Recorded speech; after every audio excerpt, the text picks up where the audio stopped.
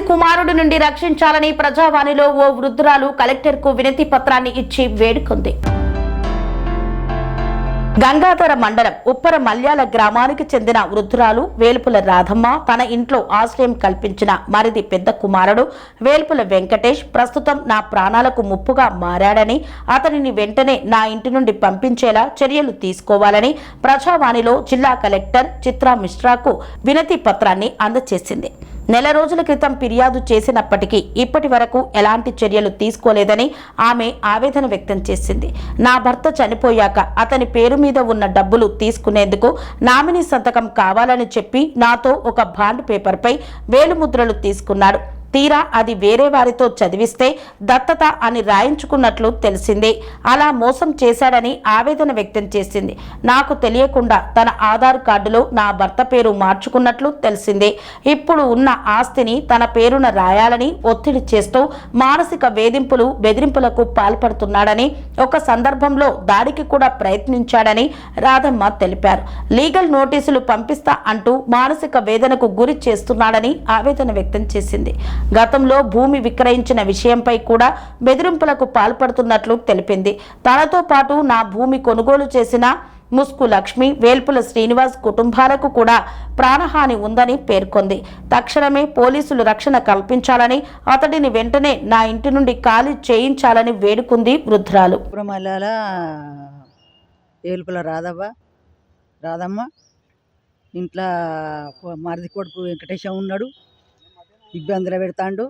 నేను ఇంత భూమి ఉండగా మా భర్త చచ్చిపోయి 5 సంవత్సరాలు అవుతుంది. 5 ఏళ్ళ ఉంది.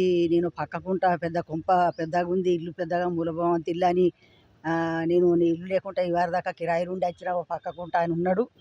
ఉండి నన్ను ఇబ్బందులు పెట్టి సంపత, నేను బొండికి తీసుకుతా, 6 నెలలు జైలుకి పోతా, నాకు వచ్చే భూమి నువ్వు ఎట్లా అమ్ముకునే లంజా అని తిడతాడు, సంపదనంటాడు, కొడతానంటాడు.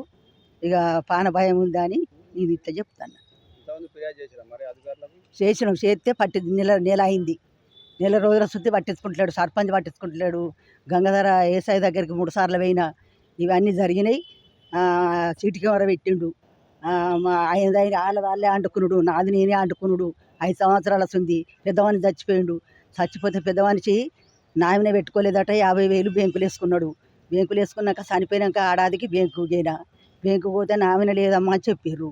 చెప్తే ఇక ఇంట్లో కొడుకు లెక్క మరిది కొడుకు ఉన్నాడు కదా, ఆయన ఏం పడత్తే నీ పైసలు వస్తాయమ్మా అని ఓ సంతకం పెట్టించుకున్నాడు. ఆ దత్తపుత్రులు లెక్క 10 మంది సంతకం పెట్టించుకొని 57 ఏళ్ళకు ఇప్పుడు నేను సంతకం పెట్టించుకున్న లంజే నాది ఆస్తి, నేను దత్తపుత్రుని చేసుకున్నాను అంటాడు.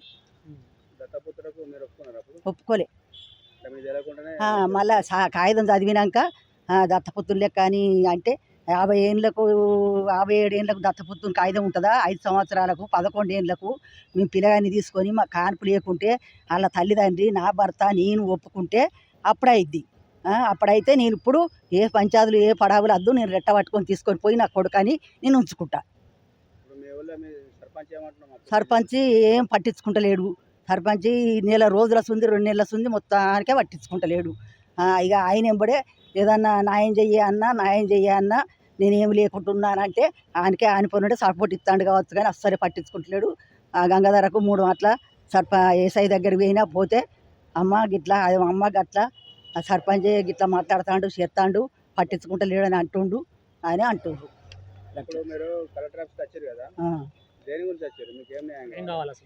ఏం న్యాయం కావాలి? ఇంట్లో సంపదానన్నప్పుడు నాకు పాన భయం ఉంది.